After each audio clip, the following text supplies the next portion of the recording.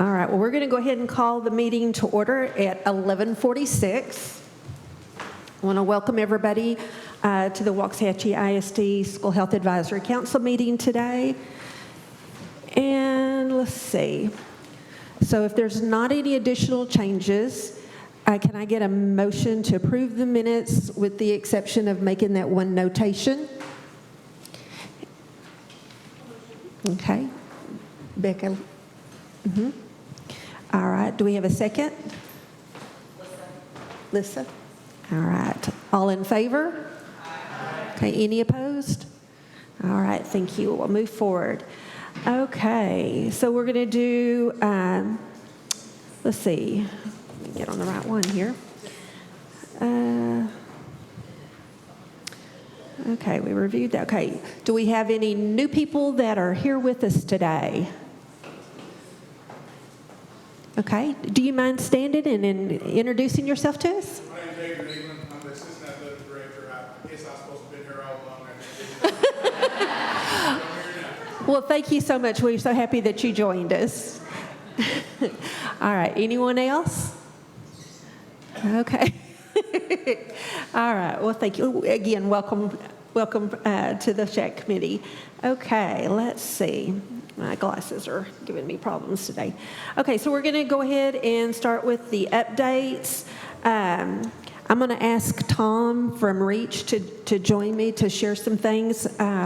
While he's coming up here, I'm just going to say save the date for April the 26th is going to be the DEA Drug Take Back Day. So if you have not cleaned out your medicine cabinets, please do so and come to the Coleman Junior High parking lot from 10 to 2. That's Saturday, and you can safely dispose of any expired or unused medications. Good afternoon. I'm Tom Kowach, the Director of School Programs with REACH. First of all, I just want to say thank you for once again allowing REACH to partner with WISD this semester, the school year. We're very, very thankful and value the relationship and partnership we have with your school district. So thank you all so much for that. Just a couple of reminders. REACH is a prevention education agency, so we do that through presentations, activities, partnering with the school district, with community partners to educate and ideally build up things like protective factors. So those are life skills, those are dealing with emotions, looking at knowing what healthy relationships look like, things like that. We focus a lot on that. Then there's also the education component that can go into how unhealthy behaviors can have an effect in the near future and the long term, how certain substances can have negative health effects. So just as a reminder, we do those activities and presentations all school year, all through the summer. So if there's activities that are going on or options for us to partner with you guys some more, April, May, as some things start to wind down, just let me know. We're happy to continue to do those things. We've got some pretty exciting things we've started this year with our family programs. We have a family curriculum out there as well to meet the needs of family members and do some classes with families that are interested. We have our Tobacco Coalition that has got some really neat things going together. That's a student-led coalition and has a lot of really good participation from students around the county and in different school districts.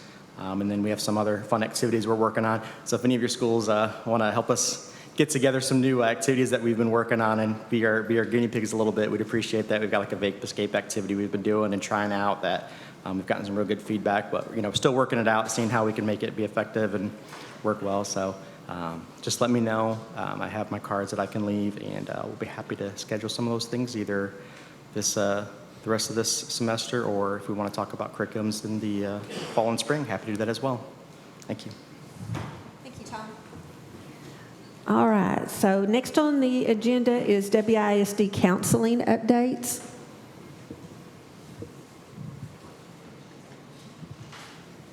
It's going to be really quick. So we have a scheduled meeting for May that is on our calendar, and I'm going to give our end of the year updates at that meeting. Just because if I give you numbers now, they're not quite accurate. I do mid-year and then I do end of year. Because we know that we are having the May meeting now, which you're going to find out about really shortly, I'm going to give updates for our counseling programs at that time. So. Thank you, Ginger. Okay, next is the WISD security update. with Lieutenant Christopher Dickinson.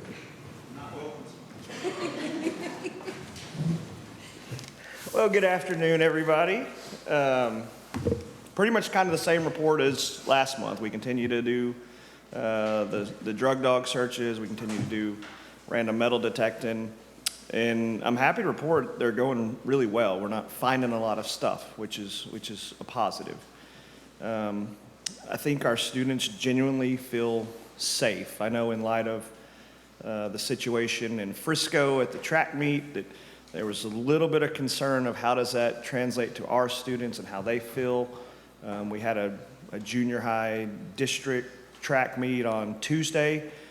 We had plenty of personnel there, and I think the vibe, and maybe Dr. E felt it too, I think everybody felt safe and secure there, and we completed that. I think the students genuinely feel safe within the schools, which is good, and we'll continue to do those things to make sure that we're visible, present, that they see the security, they see the SROs, that they know that they are safe within the schools. And again, you can't predict evil. We can only prepare to address it, and that's what we continue to do. That's really it. Anybody have any specific questions about anything? It's always a risk when I do that. Good deal. Thanks, Chris. Okay, next is going to be our WISD health update.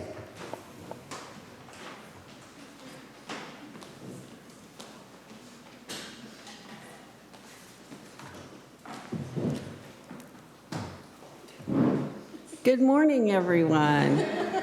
I wasn't sure if it was afternoon yet or not, but we're so glad you're here. We appreciate your coming. We know it's everybody's got a busy day going on. It's the end of the year, and it's crazy. So we appreciate your taking the time to be here.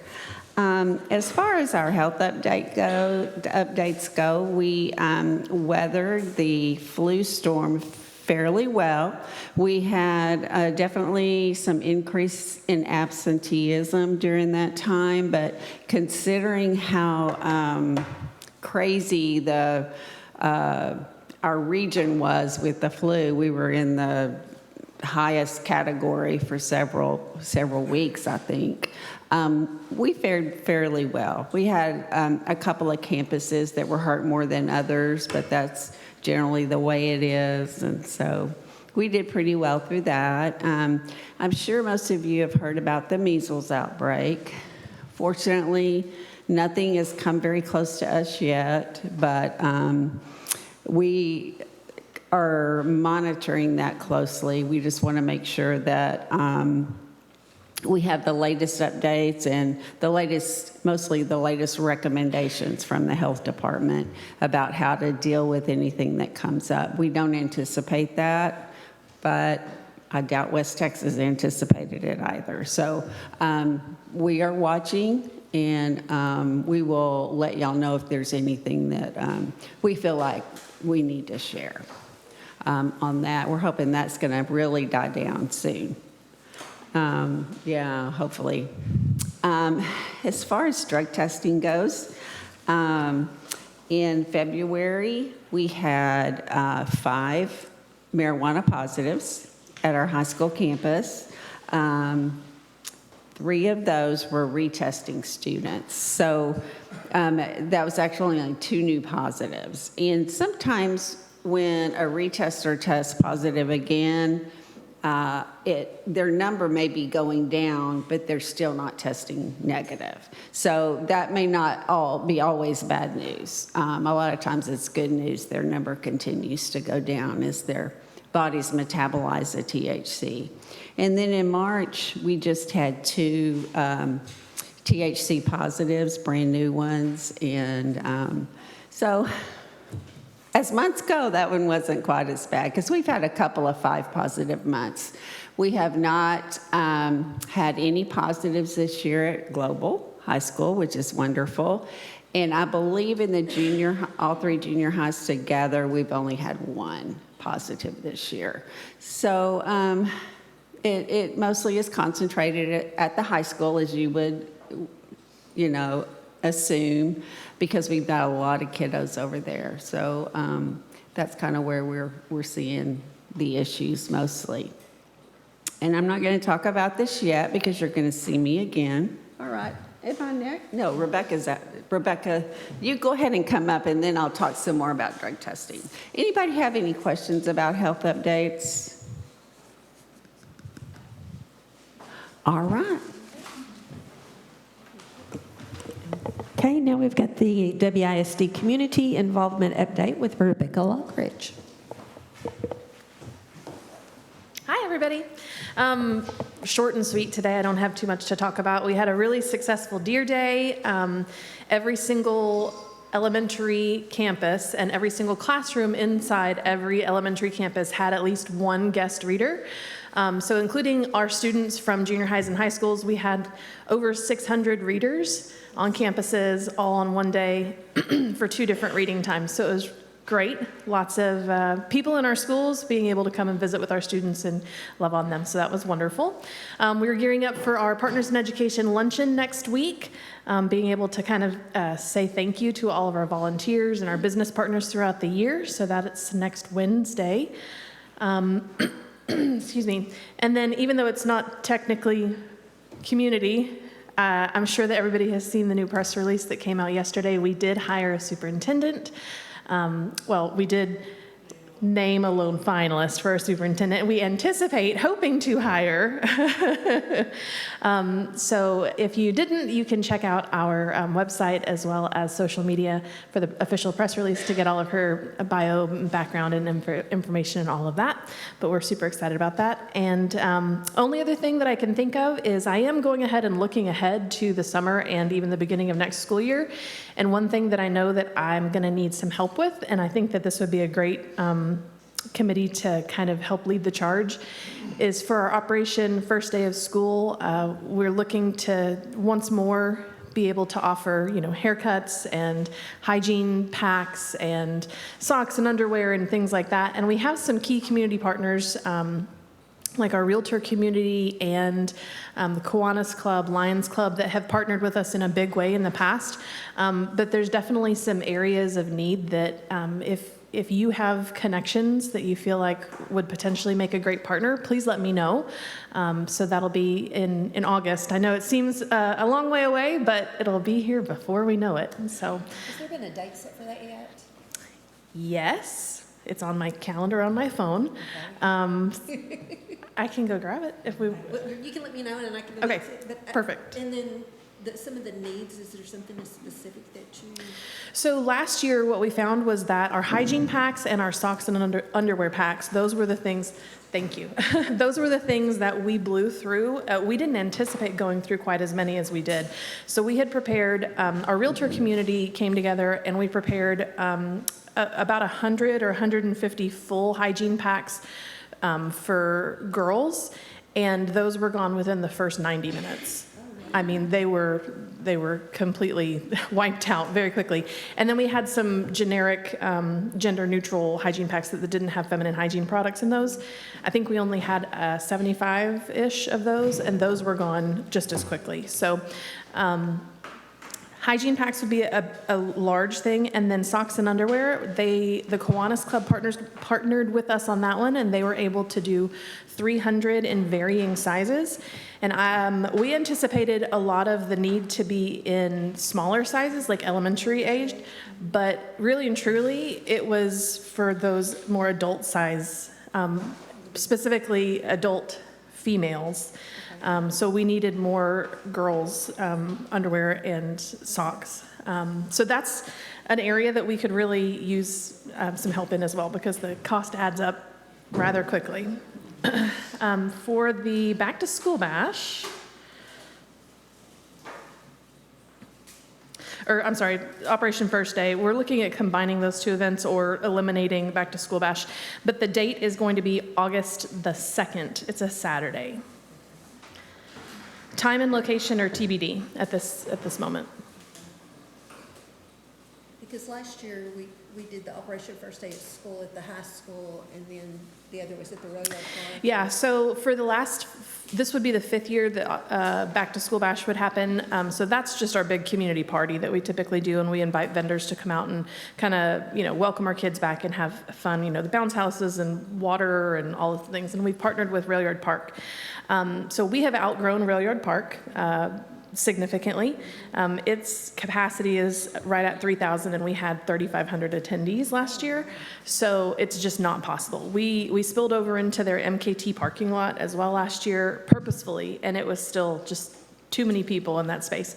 So that's a wonderful problem to have, but if we were to look at having it on our property, it really puts more of the workload on Andy and all of his team for support services. And so there's just some logistics that we're working out. So also having 2 events back to back, weekend to weekend, it was really difficult on all of our community partners. So we're looking at how we can kind of eliminate the issues and still make a great event for our community and our kids. So. I know, like, for our agency, like you said, we try to participate as much as possible, but it was one of those situations you have to choose one or the other. Yes. So hopefully we'll be able to get everything going, and we'll see when the other districts around us also schedule theirs. Because that was the thing last year, is everybody had their, first day of school event on the same day. So we'll see. Do the school districts, do they communicate with each other at all? Or? No, but I can reach out. No, it's worth a shot and say, hey, this is my date. I've already got it. Yeah. Any other questions or anything? No? Okay, awesome. Thank you. All right, thank you so much, and I'll be getting with you on a couple of things. Okay, so next up, we've got the 2024-25 SHAC Subcommittee formation, and Melissa's going to come and talk to us about this.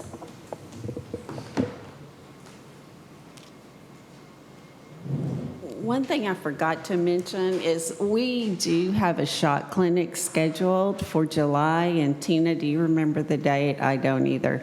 Okay, it's in July, and I'll get that date out to you. We're going to send out flyers, and I'll give the information to Rebecca so she can let all of our parents know. But we're excited. We haven't been able to have a SHAC clinic before school starts in a few years. So this is a good thing. One of my nurse at Finley made all this happen. So I really appreciate her initiative in getting that done and making it go. So I'm excited about that. We have been approached to review our drug testing policy. By that, I mean like the frequency that we test, the consequences of positive tests, what it takes to reinstate you into your activity, all those kinds of things. We've been asked to look at again, and actually it's been a while since we've reviewed it. So the stakeholders, the main stakeholders got together, and by that I mean myself and Ginger and Stephanie Heimbach and Adrienne and Sean. Did I get everybody? We had a meeting to decide whether this was a legitimate thing, that do we need to look at the policy again. So we decided that we would do that. Now, any changes that are made to our drug testing policy has to come through you guys. So what we're going to do is we're going to form a committee that reviews the policy and makes a decision about whether or not we want to bring something forward to you to vote on. If we decide we don't need to make any changes, then we won't. This will probably necessitate that we do meet in May. That's on the 15th. So this is going to be quick. In fact, if you're interested in serving on that committee, then we're going to meet for a few minutes before we even leave today, so we can get going on that. There's a few people that I've already put on the list. Adrienne, Sean, and Ginger, and myself. And then we would really like some community members to join us. Tammy and Tom, not going to say any names. Did Tom? Anybody who would like to join is welcome. We would appreciate any input. So I'll have a sign-up sheet that I'm going to put right here, and I'm going to be lurking. So if you have any questions about the committee, you can ask me. But hopefully we'll get this done quickly, and we'll get something to bring to the entire committee soon. All right, any questions about that? Why we're doing it, what we're doing? Yes, Bobby.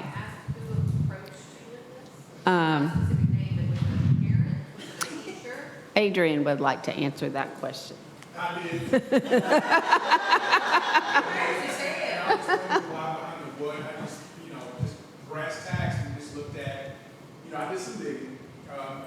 Looked at what other school districts are doing regarding their drug testing and their policy and their consequences.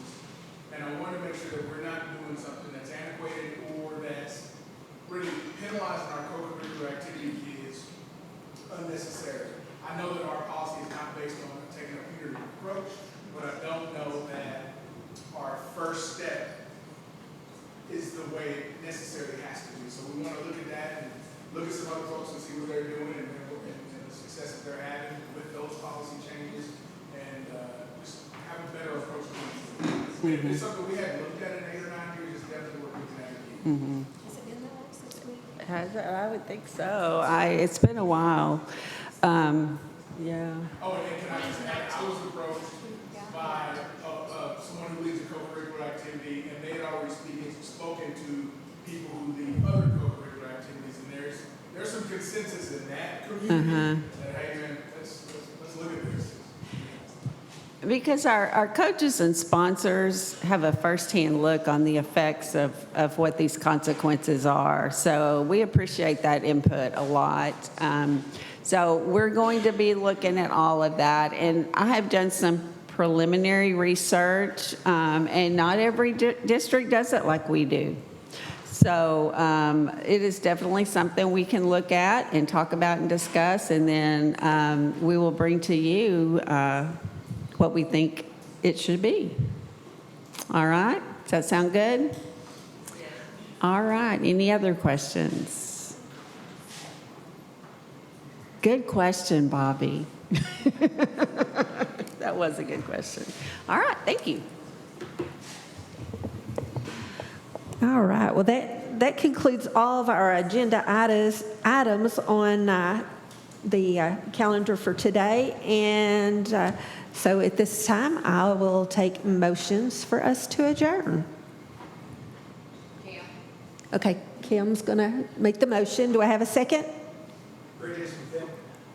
Got it? Okay, all in favor?